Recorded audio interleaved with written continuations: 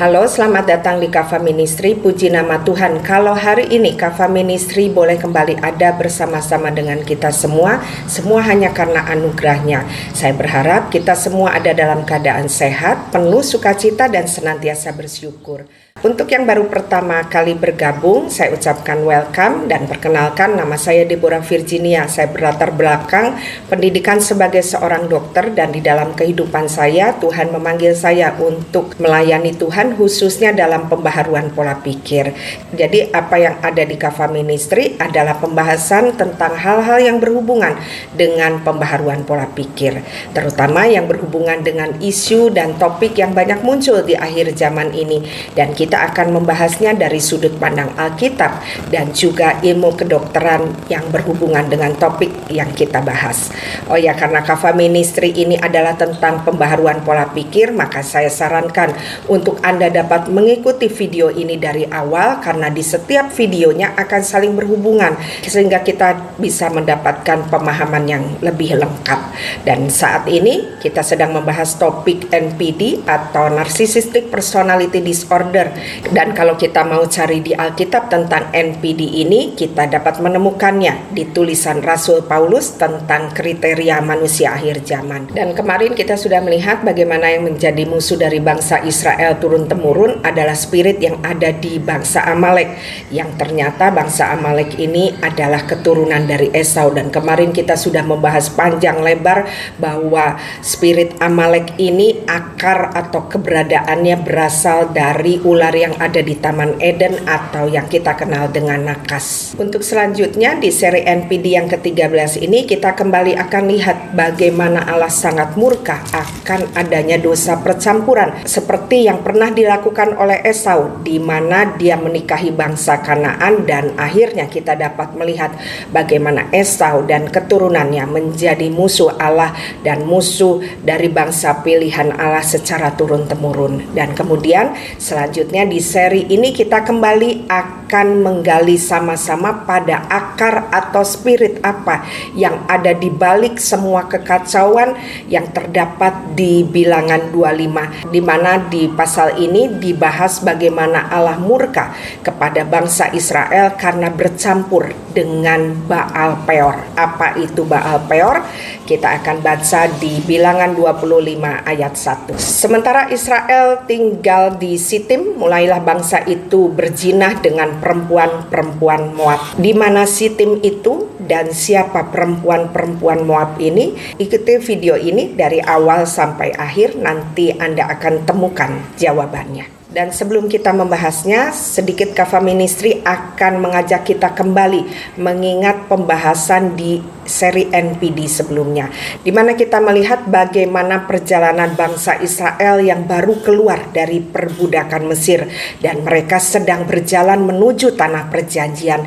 Kita bisa lihat di peta ya, bagaimana Amalek yang tinggal di tanah Negev, di tanah Esau, Edom, menyerang bangsa Israel yang saat itu ada di Rafidim. Dan kita melihat bagaimana Allah murka kepada bangsa Amalek yang menghalangi perjalanan bangsa Israel menuju tanah perjanjian atau destiny mereka. Sehingga kita dapat melihat bagaimana Tuhan berfirman kepada bangsa Israel menyatakan bahwa Amalek adalah musuh turun-temurun dan dari generasi ke generasi. Jadi dari sini kita dapat melihat ya bahwa perjalanan bangsa Israel yang baru keluar dari kegelapan perbudakan Mesir, atau bicara tentang perbudakan dosa karena Mesir itu melambangkan tentang dosa, menuju destiny atau tanah perjanjian sangatlah tidak mudah, di mana mereka banyak alami tantangan terutama dari orang Kanaan yang ada di sana. Kemarin kita sudah membahas tentang Amalek dan saat ini kita akan lihat bagaimana perjalanan bangsa Israel selanjutnya di padang gurun. Seperti kita ketahui bahwa bangsa Israel ada di padang gurun selama kurang lebih 40 tahun, dan dalam perjalanan mereka ada kalanya mereka berhenti dan berkemah mengikuti tuntunan Tuhan lewat tiang awan dan tiang api yang Tuhan berikan. Jadi mereka punya beberapa tempat perhentian. Dan selama di padang gurun, bangsa Israel mempunyai 42 tempat perhentian. Dan kalau kita kembali ke ayat firman Tuhan tadi di Bilangan 25 ayat 1, dikatakan bahwa mereka ada di Sitim. Sitim itu merupakan perhentian yang terakhir atau yang ke-42. Jadi Sitim ini adalah tempat di mana mereka sebentar lagi akan menyeberang ke Sungai Yordan untuk masuk ke tanah perjanjian. Dan Sitim ini berupa lembah. Perhatikan ya, Sitim ini berupa lembah yang ada di Moab, di sebelah timur dari Yordan. Dan di tempat inilah Yosua dinobatkan sebagai pengganti Musa. Karena Musa tidak masuk ke tanah perjanjian, maka di tempat inilah Musa menobatkan Yosua untuk melanjutkan kepemimpinan bangsa Israel untuk masuk ke tanah Kanaan. Dan di tempat ini jugalah Musa pernah mengirimkan mata-mata untuk mengintai tanah Kanaan yang kita kenal dengan 12 pengintai. Dan ternyata saat sampai mereka tinggal di Sitim, disinilah bangsa Israel mulai bercampur kembali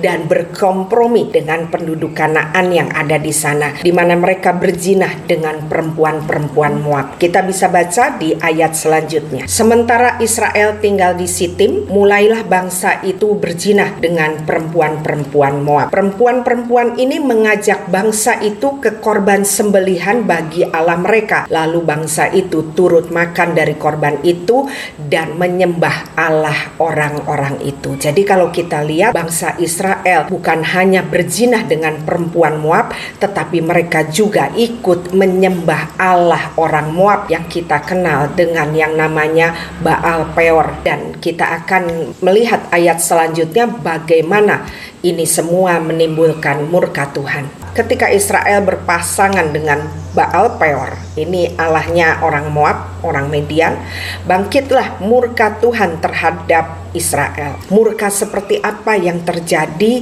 pada saat itu? Kita mau lihat ada di ayat 8b dan 9. Kita baca sama-sama. Maka berhentilah tulah itu menimpa orang Israel, orang yang mati karena tulah itu ada 24.000 orang banyaknya. Jadi dari sini kita dapat melihat akibat dari dosa kompromi atau dosa percampuran ini, di mana dikatakan bahwa bangsa Israel berpasangan dengan Baal Peor atau dewanya orang Moab, maka timbullah yang namanya tulah yang kemungkinan berupa wabah yang menyebabkan tewasnya kurang lebih 24.000 orang. Dan tentang ini Rasul Paulus juga menuliskannya, ada di 1 Korintus 10 ayat 7. Kita mau baca ayatnya sama-sama. Dan supaya jangan kita menjadi penyembah-penyembah berhala sama seperti beberapa orang dari mereka, seperti ada tertulis, maka duduklah bangsa itu untuk makan dan minum, kemudian bangunlah mereka dan bersukaria. Ayat 8-nya, janganlah kita melakukan percabulan seperti yang dilakukan oleh beberapa orang dari mereka, sehingga pada satu hari telah tewas 23.000 orang. Apa yang Rasul Paulus tuliskan ini mengacu kepada kejadian yang ada di Sitim, di mana bangsa Israel kompromi dengan Baal Peor. Dan dari ayat ini kita dapat pahami bahwa tewasnya 24.000 orang ini terjadi dalam satu hari. Sungguh suatu kondisi yang mencekam pastinya bagi bangsa Israel.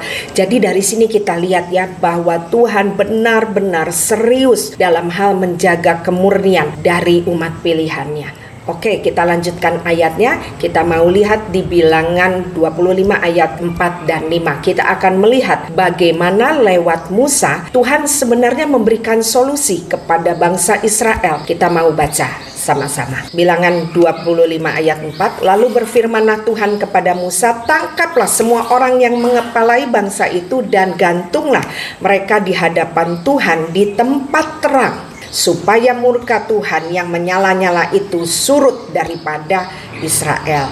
Lalu berkatalah Musa kepada hakim-hakim Israel, baiklah masing-masing kamu membunuh orang-orang yang telah berpasangan dengan Baal Peor. Dari ayat ini kita dapat melihat bahwa Tuhan sebenarnya memberi perintah kepada Musa untuk menggantung para pemimpin bangsa Israel yang kedapatan bercampur atau berpasangan dengan Baal Peor. Dan tadi dikatakan bahwa hukumannya harus digantung dan dilakukannya di tempat terang.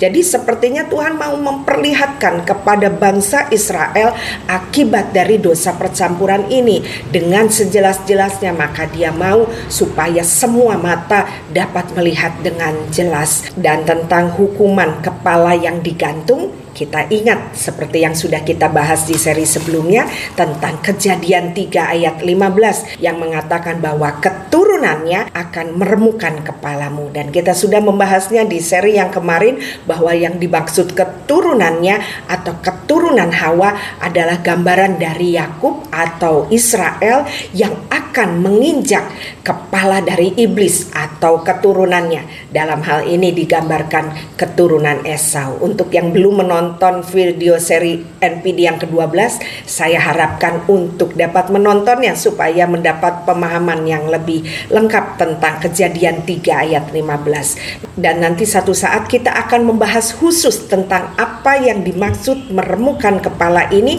Kita akan membahasnya juga memakai tambahan disiplin ilmu dari ilmu kedokteran, dan kita akan temukan hal-hal yang menakjubkan. Ada banyak rahasia ilahi yang dibukakan. Nanti kita akan membahasnya di seri yang baru nanti akan saya buat, yaitu seri Kitab Kejadian. Dan untuk saat ini kita akan pahami dulu bahwa Tuhan menggenapi apa yang ditulis di Kejadian 3 ayat 15, yaitu keturunan Hawa atau bicara Yakub atau bicara Israel yang akan meremukkan kepala iblis. Kemarin di zaman Raja Saul kita sudah melihat bahwa Nabi Samuel lah yang dipakai Tuhan untuk memenggal Raja Agag atau Amalek. Nah, kalau di kisah ini kira-kira siapa, Yakub atau Israel yang dipakai untuk melakukan tugas ini? Kita akan lihat sama-sama ya. Kita kembali ke ayat tadi di mana dikatakan bahwa Musa diperintahkan untuk membunuh para pemimpin yang berpasangan dengan Baal Peor. Dan melihat apa yang Tuhan perintahkan kepada Musa, pastilah sangat tidak mudah. Kondisi ini sangat tidak mudah buat Musa karena yang melakukan dosa percabulan ini pasti masih merupakan bagian dari keluarga mereka atau kerabat mereka. Makanya kalau kita baca di ayat selanjutnya, mereka ragu untuk melakukan perintah Tuhan sehingga mereka melambat-lambat dalam melakukannya. Kita bisa baca selanjutnya di ayat 6. Kemudian datanglah seorang Israel membawa seorang perempuan Midian kepada sanak saudaranya dengan dilihat Musa dan segenap umat Israel yang sedang bertangis-tangisan di depan pintu kemah pertemuan. Jadi Musa melihat bahwa mereka sedang menangis di depan kemah pertemuan.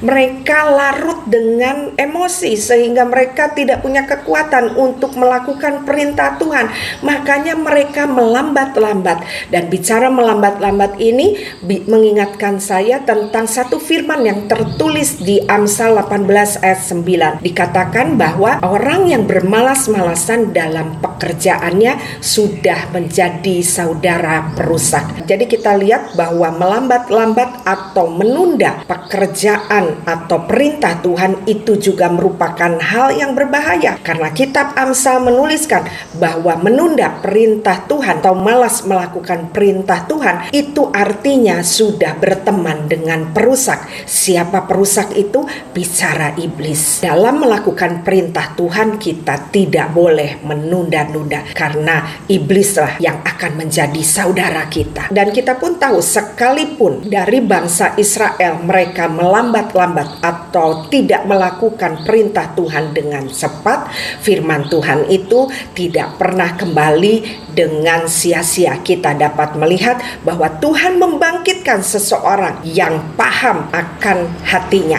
Dan kita akan melihat apa yang terjadi selanjutnya ada di ayat 7 dan ayat 8. Kita baca sama-sama ayatnya. Ketika hal itu dilihat oleh Pinehas, anak Eliezer, anak Imam Harun, bangunlah ia dari tengah-tengah umat itu dan mengambil sebuah tombak di tangannya, mengejar orang Israel itu sampai ke ruang tengah dan menikam mereka berdua, yaitu orang Israel dan perempuan itu pada perutnya. Maka berhentilah tulah itu menimpa orang Israel. Jadi kembali apa yang tertulis di Kejadian 3 ayat 15 kembali digenapi, bahwa keturunanmu akan meremukkan kepala ular. Dan saat ini di Sitim kita lihat bahwa Tuhan pakai Pinehas. Pinehaslah yang menghancurkan kepala iblis, yang dalam hal ini digambarkan sebagai perempuan Midian atau gambaran dari Baal Peor, karena orang Midian pun menyembah yang namanya Baal Peor. Dan sekarang kita akan melihat siapa Pinehas itu. Tadi kita sudah membaca,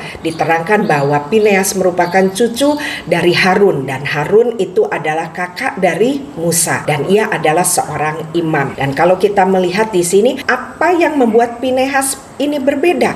Kita lihat tadi bahwa Pinehas tidak menunda-nunda atau malas dalam melakukan perintah Tuhan. Bahkan kita lihat bahwa dia dengan gigih atau giat melakukannya. Seperti yang tertulis di Alkitab, dikatakan waktu dia mendengar akan firman Tuhan atau perintah Tuhan dan dia melihat ada dosa percampuran yang ada di dekatnya, maka dia bersegera bangkit, mengambil senjata yang berupa tombak dan mengejar serta menikam bangsa Israel yang tercampur dengan Baal Peor. Dan ini adalah sesuatu yang luar biasa. Kita dapat melihat nantinya di ayat selanjutnya bahwa Tuhan memuji Pinehas. Kita bisa baca ada di ayat 10 dan 11. Tuhan berfirman kepada Musa, Pinehas anak Eliezer, anak Imam Harun, telah menyurutkan murkaku daripada orang Israel. Oleh karena itu ia begitu giat bela kehormatanku di tengah-tengah mereka, sehingga tidaklah kuhabisi orang Israel dalam cemburuku. Jadi kalau kita mau melihat apa yang membuat Tuhan memuji Pinehas, karena tadi kita lihat tanpa ragu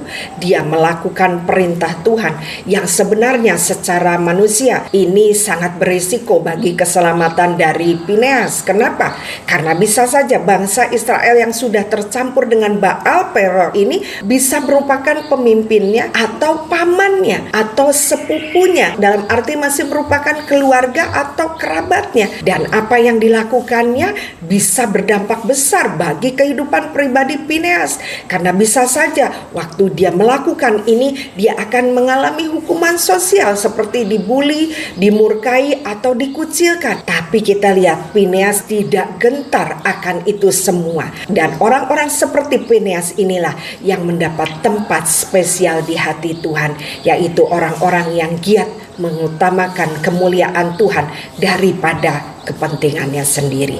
Di akhir zaman ini Tuhan memerlukan orang-orang yang punya karakter seperti Pinehas, di mana dia gigih mengupayakan kepentingan Tuhan. Dan ini semua kita lihat akhirnya nanti bukan hanya berdampak kepada dirinya yang dipuji oleh Allah, tapi juga berdampak kepada keturunannya, bahkan juga berdampak kepada bangsa Israel, di mana tadi kita lihat bahwa keadaan yang sangat mencekam karena murka Allah yang menyebabkan tewasnya 24.000 orang dalam satu hari. Kita bisa bayangkan keadaan ini pastilah sangat mencekam, mungkin seperti yang pernah kita alami ya waktu kita ngalami COVID, dan kita lihat bagaimana kegigihan seorang Pinehas.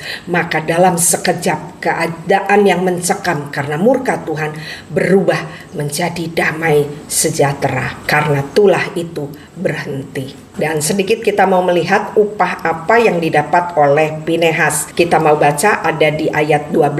Sebab itu katakanlah, sesungguhnya aku berikan kepadanya perjanjian keselamatan yang daripadaku, Ayat 13-nya untuk menjadi perjanjian mengenai keimaman selama-lamanya bagi dia dan bagi keturunannya, karena ia begitu giat membela Allahnya dan telah mengadakan pendamaian bagi orang Israel. Fineas mendapatkan perjanjian keselamatan yang dari Tuhan. Bicara apa? Bicara tentang covenant of peace, bicara tentang perkenanan, bicara tentang hidup dalam shalom atau damai sejahtera. Dan bukan hanya untuk dirinya, dia juga mendapatkan berkat keimaman. Statusnya bicara tentang everlasting priesthood, di mana seluruh keturunannya dijanjikan untuk ada di pelayanan keimaman ini.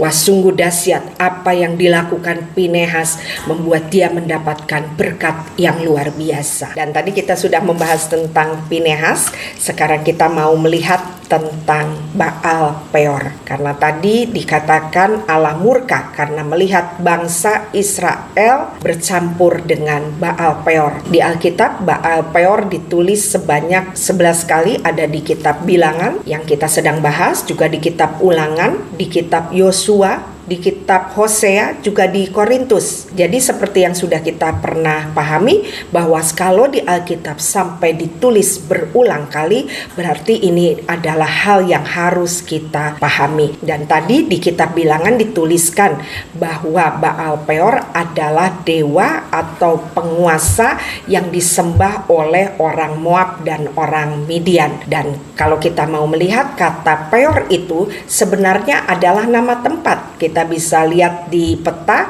Sitim itu dekat dengan tempat yang namanya Baal Peor, dan tempat itu berupa gunung yang ada di Moab. Kalau kita mau melihat saat ini ada di wilayah Yordania dan dia ada di sekitar Gunung Nebo. Dan kalau kita mau melihat arti kata Baal, bicara tentang penguasa atau bicara tentang dewa. Dan kalau kita mau melihat arti dalam bahasa Ibraninya, Peor itu adalah jurang yang menganga atau celah yang terbuka lebar. Dari sini kita dapat memahami bahwa bicara celah yang lebar ini menggambarkan adalah tempat yang mudah orang itu dapat jatuh. Jadi bicara Baal Peor adalah penguasa dari jurang yang menganga atau celah yang terbuka lebar. Apa maksud di sini? Ini bicara tentang seseorang yang sangat mudah jatuh. Karena apa? Karena lubang ini sangat besar, membuat orang bisa jatuh dan jatuhnya bisa bersama-sama karena dikatakan celahnya terbuka lebar. Selain kata Peor ini bicara tentang jurang atau celah yang terbuka lebar, punya makna juga berarti tentang binatang buas. Nah, bicara tentang binatang buas ini berhubungan dengan hawa nafsu, dan kalau dikatakan buas berarti ini adalah hawa nafsu yang ganas dan juga digambarkan dengan hasrat yang tak terpuaskan. Dan kalau kita melihat dalam penyembahan Baal Peor ini biasanya berhubungan dengan hal-hal yang berbau sensual atau tindakan seksual yang tidak senonoh atau percabulan yang juga menggambarkan tentang kesenangan duniawi. Dalam mitologi, Baal Peor atau yang dikenal juga dengan Baal Fegor adalah iblis utama dalam hal yang mematikan. Kenapa dikatakan mereka mematikan? Karena mereka dapat membawa maut. Kenapa? Karena berhubungan, nanti kita akan melihat dengan sikap sadisnya. Dan dosa utama yang disuntikan oleh Baal Peor ini adalah kemalasan serta keserakahan. Dan juga dalam mitologi, Baal Peor ini digambarkan berhubungan dengan teknologi atau penemuan yang luar biasa yang dapat membuat mereka kaya. Makanya gambaran Baal Peor atau Belphegor banyak kita temukan juga di permainan game atau video anime yang marak saat ini. Dan Baal Peor ini dalam menyuntikkan dosa, kemalasan dan keserakahannya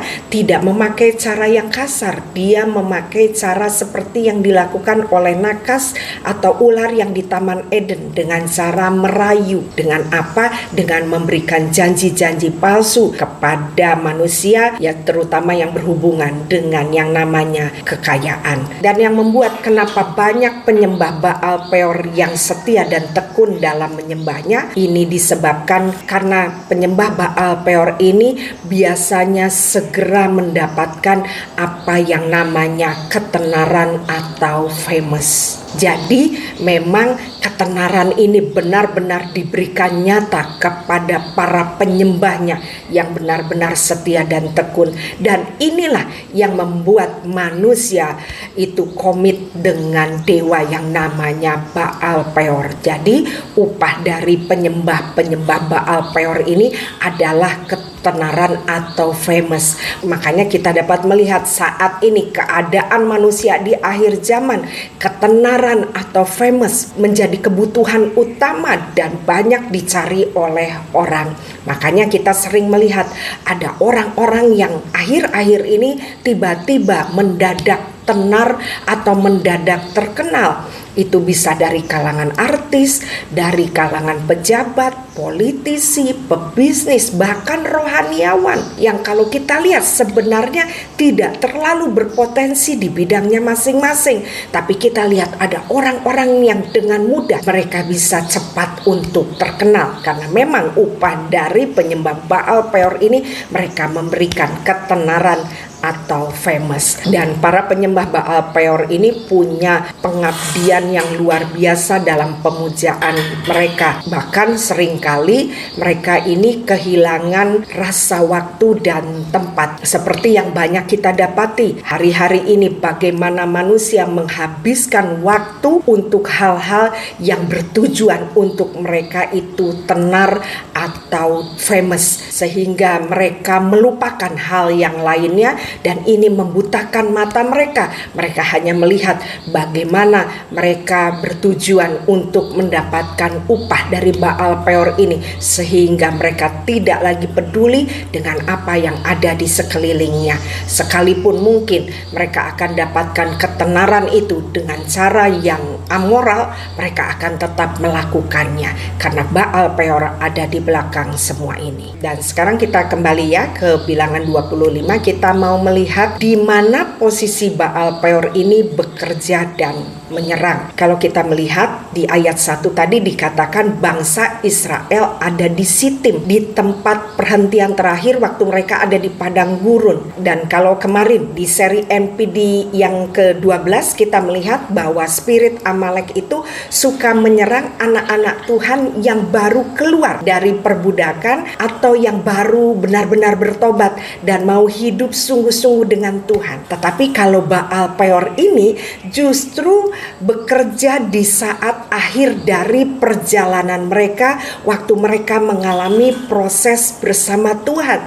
Sebenarnya mereka sebentar lagi akan masuk dan menikmati janji Tuhan. Jadi Baal Peor ini bekerja di akhir. Dia tidak bekerja di awal seperti Amalek, dia bekerja di akhir dari perjalanan bangsa Israel. Kenapa? Karena biasanya orang di waktu ini sudah mulai merasa nyaman, maka mereka mulai lengah. Mereka sudah berpikir bahwa sebentar lagi mereka akan menikmati janji Tuhan. Makanya tadi kita melihat arti kata dari Baal Peor adalah penguasa jurang yang menganga atau celah yang lebar. Karena bicara tentang Baal Peor ini, mereka membuat lubang yang sangat besar sehingga dengan mudah akan menjaring orang-orang di posisi ini. Gambaran dari jurang yang lebar itu gambaran dari orang yang gampang sebentar saja jatuh, dan korban yang didapatkannya biasanya lebih banyak atau massal jumlahnya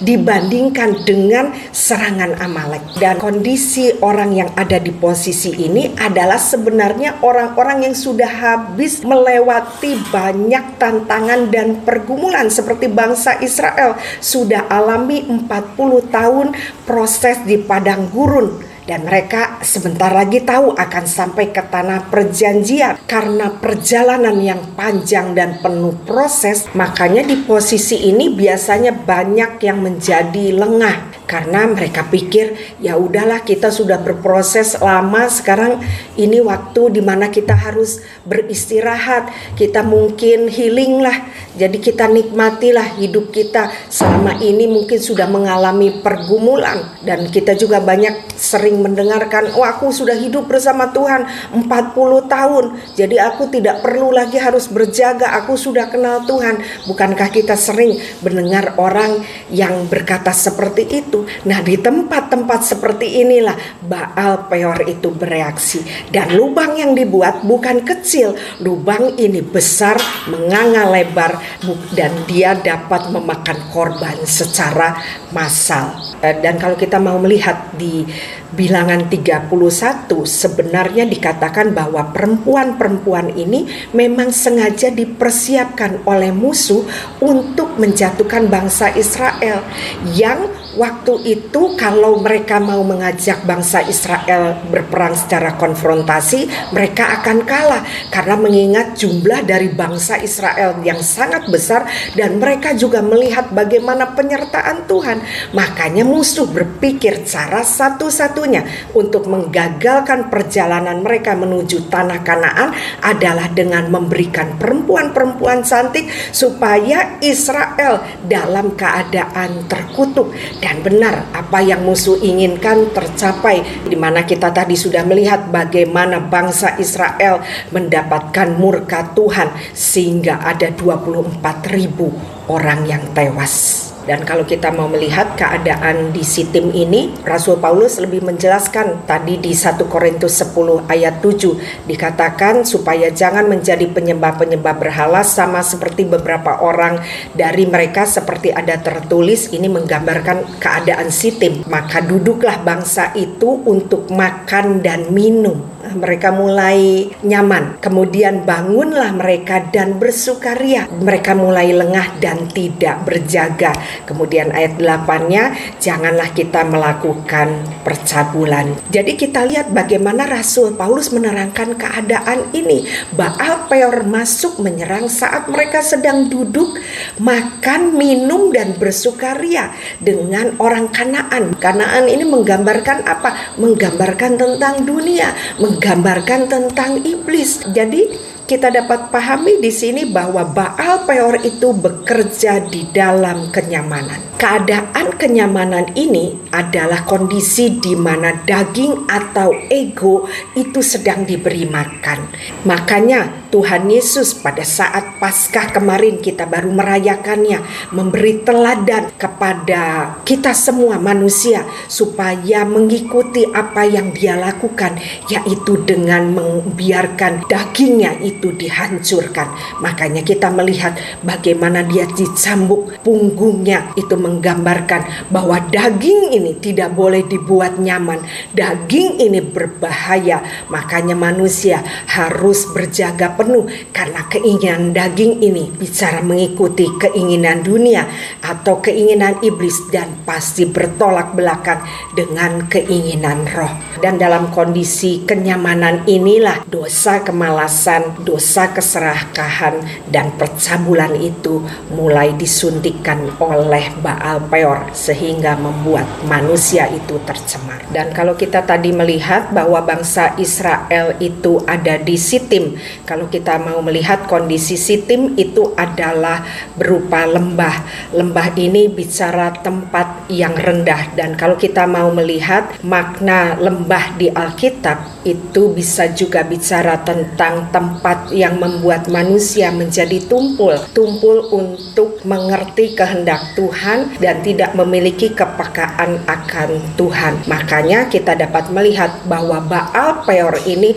senang membawa orang-orang itu ada di lembah, di mana kalau kita melihat orang-orang yang mengikut Baal Peor ini sebenarnya secara fisik mereka terlihat sangat berkelimpahan, sangat terkenal. Tetapi kalau kita mau melihat kondisi spirit atau jiwanya, mereka sebenarnya ada di lembah. Makanya kalau kita lihat mereka ini sulit untuk dapat memahami adanya Tuhan. Dan Kava Ministry akan mengajak kita semua untuk melihat satu contoh di Alkitab supaya kita dapat memahaminya lebih lagi, yaitu tentang raja besar yang dipilih dan diurapi oleh Tuhan, yaitu tentang Raja Daud yang kita kenal sebagai raja yang besar, tetapi beliau yang begitu hebat, begitu dekat dengan Tuhan pun ternyata dia pernah mengalami serangan dari Baal Peor ini. Kita mau melihat ada di 2 Samuel 11 ayat 1. Ini bicara tentang bagaimana Raja Daud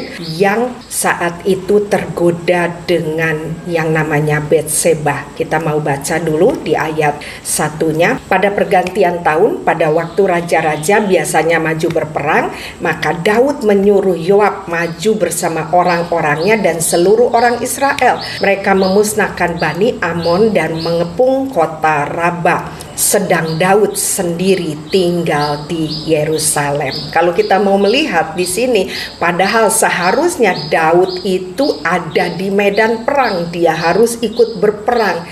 Tetapi karena dia sudah menjadi raja yang hebat, sudah terkenal, bahkan dia sangat dipuja, maka dagingnya mulai menariknya. Dengan apa? Daud memutuskan untuk tidak berperang dan santai duduk-duduk di istananya. Daud lengah, tidak berjaga, dia merasa semua sudah nyaman, sudah aman, dia mau menikmati hidup dan memuaskan dagingnya. Kita lihat di sini ya, Baal Peor itu tidak konfrontasi, tetapi dia bekerjanya seduce atau merayu. Dari sini kita dapat melihat bagaimana Baal Peor itu mulai membuka jurangnya yang lebar dan celah yang menganga. Nah, artinya sangat mudah di posisi nyaman ini seseorang itu jatuh. Bahkan kita mau melihat sekelas Daud yang kita tahu bagaimana dia sangat dekat dengan Tuhan dan selalu bersandar dengan Tuhan. Bahkan waktu dia berperang melawan musuh-musuhnya, dia sangat mengandalkan Tuhan. Itu saja bisa jatuh. Makanya hati-hati dengan yang namanya kenyamanan. Kita baca ayat 2-nya. Sekali peristiwa pada waktu petang ketika Daud bangun dari tempat pembaringannya. Bayangkan, Daud itu harusnya berperang, tapi dia malah jalan-jalan di atas soto. Bahkan jenderalnya, anak buahnya, pasukannya sedang berlelah-lelah untuk berperang, Daud tidur-tiduran. Kita lanjutkan ayatnya. Tampak kepadanya dari atas soto itu seorang perempuan sedang mandi. Perempuan itu sangat elok rupanya. Ini bicara tentang Betseba ya. Lalu Daud menyuruh orang bertanya tentang perempuan itu, dan orang berkata, itu adalah Betseba binti Eliam, istri Uria orang Het itu. Sesudah itu Daud menyuruh orang mengambil dia. Perempuan itu datang kepadanya, lalu Daud tidur dengan dia. Perempuan itu baru selesai membersihkan diri dari kenajisannya, kemudian pulanglah perempuan itu ke rumahnya. Ayat 5, lalu mengandunglah perempuan itu dan disuruhnya orang memberitahukan kepada Daud demikian, aku mengandung. Jadi dari sini kita lihat ya, tadi kenyamanan, kemalasan, percabulan. Baal Peor itu berhubungan dengan ini semua, identik dengan dosa percabulan. Kenyamanan itu selalu menggiring manusia pada dosa percabulan. Banyak yang tidak menyadari ini. Dan bagaimana kita dapat melihat Baal Peor itu sudah meracuni Daud. Daud mau lari dari tanggung jawab waktu Betseba ini mengatakan dia hamil. Harusnya di fase ini Daud sangat sadar. Tetapi kita lihat ya, saat dosa itu sudah disuntikan ke daging manusia, kejahatan manusia bertambah. Dia mulai memakai siasat, dia memakai teknologi atau pengetahuannya. Ingat tadi Baal Peor itu bicara tentang teknologi atau pengetahuan untuk menutupi dirinya dari kejahatan ini. Bayangkan Raja Daud yang dicintai Tuhan dan rakyatnya itu memakai strategi yang jahat. Bisa kita baca di keseluruhan ayatnya, saya tidak baca sampai ayat 27 karena waktu. Kita melihat bagaimana Daud membuat siasat untuk memanggil suami dari Betseba, yaitu Uria pulang. Uria ini siapa? Uria ini adalah pahlawannya Daud. Tetapi kita lihat ya, Daud berubah. Dia menjadi seseorang yang licik. Dia berharap dengan memanggil Uria pulang, dia dapat sembunyi di balik dosa percabulan yang dia lakukan. Dia berharap waktu Uria pulang, maka Uria akan tidur dengan Betseba dan nanti dosa percabulannya akan bisa ditutupi. Kita lihat ya, kenyamanan membuat Daud berubah menjadi licik dan jahat, dan dosa ini terus masuk ke dalam daging Daud dan meracuninya. Kenapa? Karena kita lihat di situ bagaimana Daud merancangkan pembunuhan. Kenapa? Karena Uria ini adalah prajuritnya atau pahlawannya yang gagah perkasa, dan dia tahu tentang tanggung jawab. Maka waktu disuruh pulang sebenarnya dia tidak mau. Dia hanya memikirkan tentang bagaimana dia berperang. Akibatnya waktu dia pulang, dia tidak tidur dengan Betseba, dan ini membuat Daud melakukan rencana licik selanjutnya. Dengan apa? Dengan menyuruh Yoab, panglimanya, untuk menaruh Uria ini di paling depan barisan dari pasukannya. Yang kita tahu, barisan paling depan itu adalah yang paling mudah dikalahkan oleh musuh. Dan kita lihat memang Uria akhirnya mati. Dan waktu Uria mati pun Daud belum mau bertobat. Dia tetap menutupinya. Kenapa? Karena takut runtuhnya ketenarannya. Daud sudah ada di posisi apa? Lembah. Dia ada di Sitim. Lembah itu bicara bagaimana manusia menjadi tumpul terhadap Tuhan. Dan saya yakin pastinya Tuhan sudah memperingatkan Daud untuk tidak melakukannya. Tetapi karena dia ada di lembah, membuat dia menjadi tumpul. Jadi waktu Tuhan mungkin menegur saat pertama dia mau melakukan dosa, Daud tidak bisa mendengar. Orang-orang yang ada di lembah tidak dapat mendengar Tuhan berbicara. Daud ada di lembah, Daud ada di Sitim. Dan untuk semua ini kita dapat melihat bagaimana akibat dari apa yang Daud lakukan itu menuai hal-hal yang menyakitkan. Di dalam Taurat kita tahu waktu seseorang itu berzina, maka dia harus dihukum mati. Yang kedua, Daud juga membunuh. Sungguh besar yang dilakukan Daud, dosanya sungguh besar. Makanya kita mau baca di 2 Samuel 12 ayat 10, dikatakan, oleh sebab itu pedang tidak akan menyingkir dari keturunanmu sampai selamanya, karena engkau telah menghina aku dan mengambil istri Uria orang Het itu untuk menjadi istrimu. Beginilah firman Tuhan, bahwasanya malapetaka akan kutimpakan atasmu yang datang dari kaum keluargamu sendiri. Aku akan mengambil istri-istrimu di depan matamu dan memberikannya kepada orang lain. Orang itu akan tidur dengan istri-istrimu di siang hari, sebab engkau telah melakukan secara tersembunyi, tetapi aku melakukan hal itu di depan seluruh Israel secara terang-terangan. Dan tadi kita ingat di Bilangan 25 dikatakan bahwa Tuhan memerintahkan orang Israel yang tercampur supaya digantung di tempat terang. Kenapa?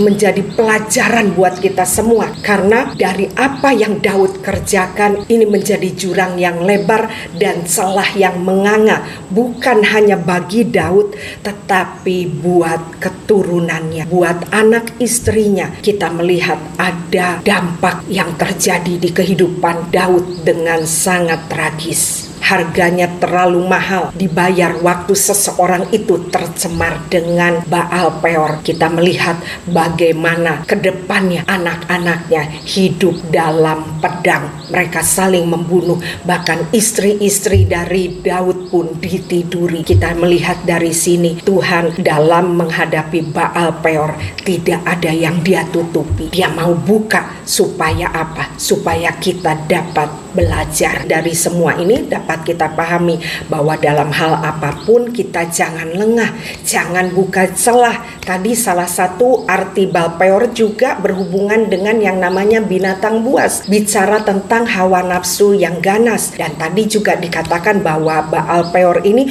berhubungan dengan hasrat yang tak terpuaskan. Makanya jangan beri makan binatang buas atau hasrat kedaginganmu, karena semakin kita memberi makan daging kita, maka daging kita akan menuntut lebih, akan semakin haus dan semakin lapar. Karena bicara tentang hawa nafsu, tidak pernah itu dapat dipuaskan, karena semakin besar hawa nafsu di dalam jiwa seseorang, membuat jiwanya biasanya menjadi kosong. Dan di saat kekosongan inilah Baal Peor itu akan menduduki penuh, sehingga manusia itu akan semakin jahat. Dan kalau kita lihat saat ini, maka saat ini kita pun hidup di akhir perjalanan kita. Kita ini hidup sedang menuju kepada penggenapan janji Tuhan.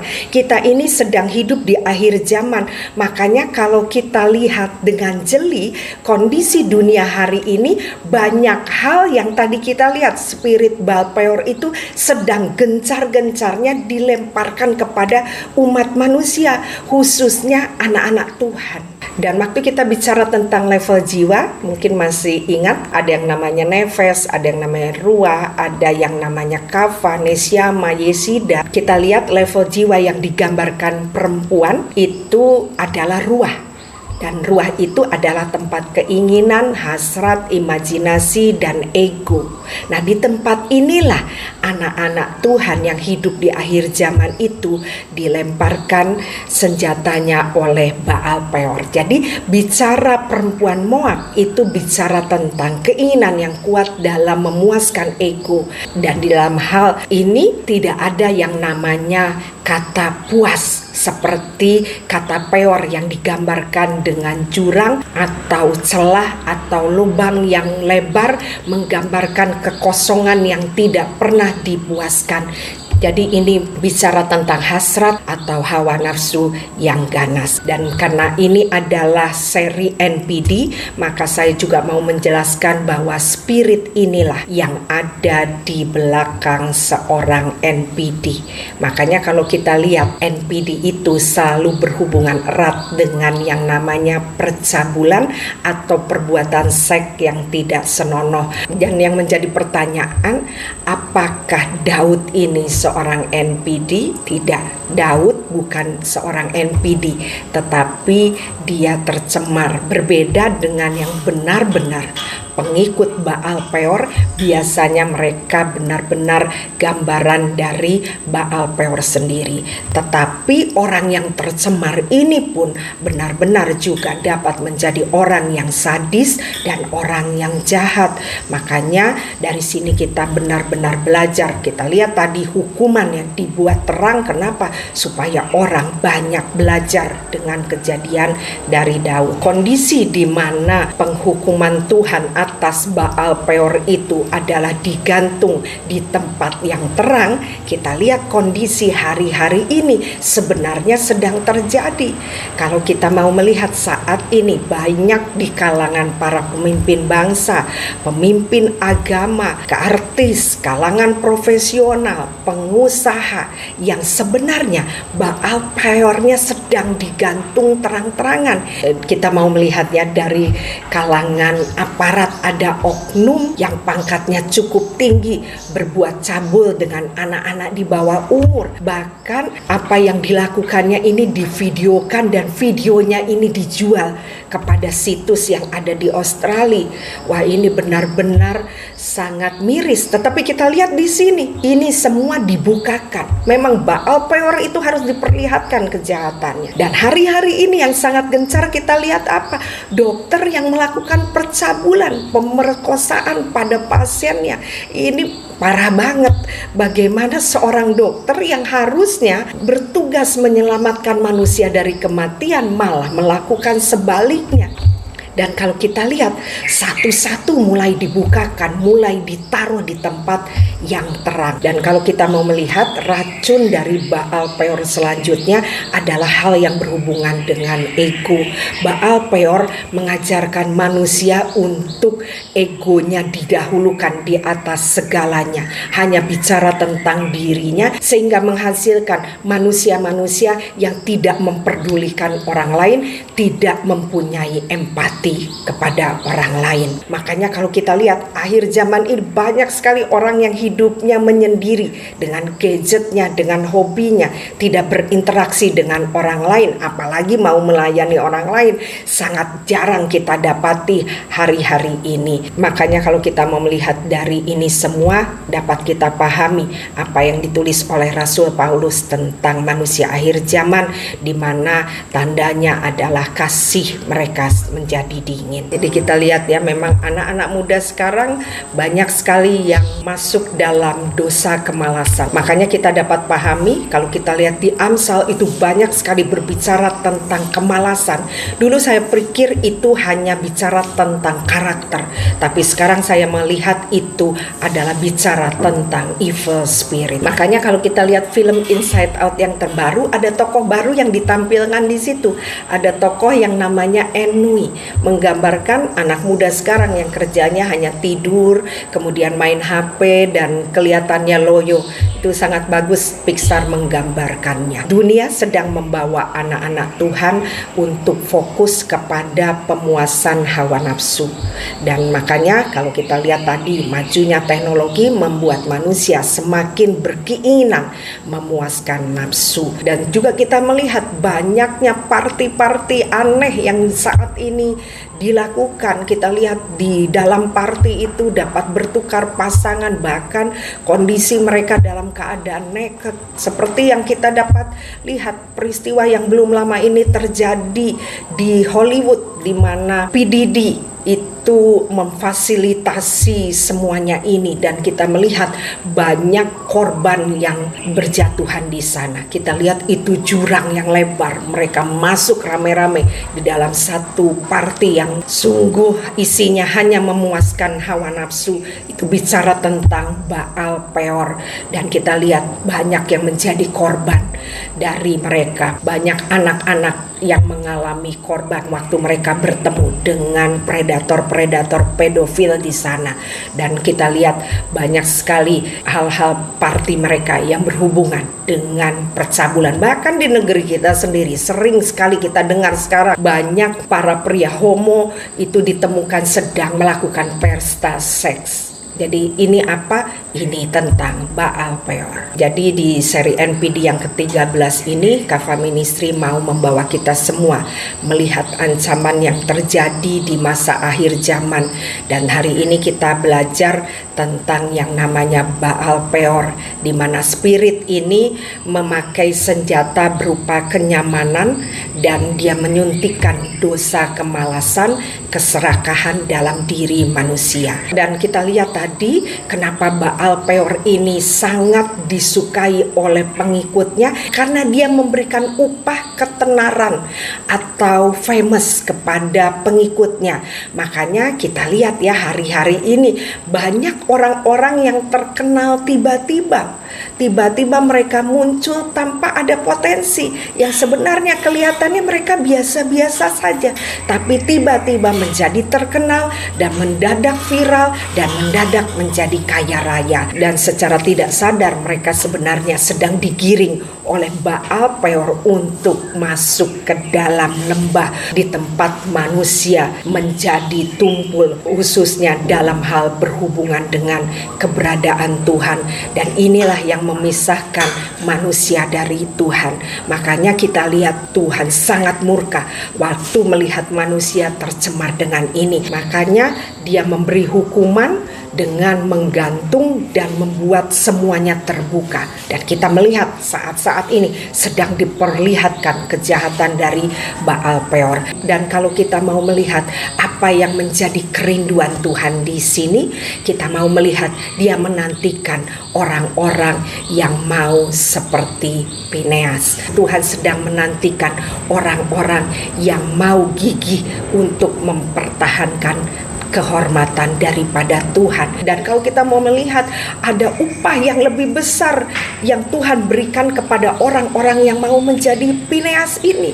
Upah yang bukan hanya kepada dirinya, tetapi juga kepada keturunannya. Tadi kita lihat Fineas mendapatkan covenant of peace, bicara hidup dalam shalom, bicara hidup dalam perkenanan Tuhan. Dan yang kedua tadi bicara tentang janji Tuhan kepada keturunan dari Fineas yang akan menduduki jabatan keimanan yang bersifat everlasting. Jadi kita lihat di sini Baal Peor sekalipun mungkin menawarkan ketenaran atau kenikmatan dunia atau juga kekayaan, tetapi itu sifatnya sementara. Ujungnya itu pasti sudah berakhir dengan kebinasaan. Tetapi upah yang dari Tuhan yang diberikannya kepada Fineas itu bicara tentang kekekalan atau bicara tentang everlasting. Oke, itu yang dapat Kava Ministry bagikan. Semoga dapat dipahami dan dapat menjadi berkat. Dan saya berharap kalau kita sudah paham tentang ini, saya mengajak kita semua sama-sama berdoa untuk berperang dengan spirit Baal Peor ini, supaya spirit Baal Peor ini tidak ada di bangsa kita. Dan waktu bangsa kita ini bersih dari Baal Peor, kita mendapatkan perkenanan dari Tuhan. Itu yang menjadi kerinduan bagi kita semua. Dan terima kasih atas perhatiannya. Dan sekali lagi, apabila Anda merasa diberkati, kiranya dapat disiarkan kepada keluarga Anda, kerabat Anda, dan handai tolan, supaya semakin banyak orang yang mengalami pembaharuan pola pikir. Sampai ketemu di seri selanjutnya. Terus doakan pelayanan Kava Ministry ini supaya semakin dapat menyajikan hal-hal yang fresh from heaven. Tuhan Yesus memberkati.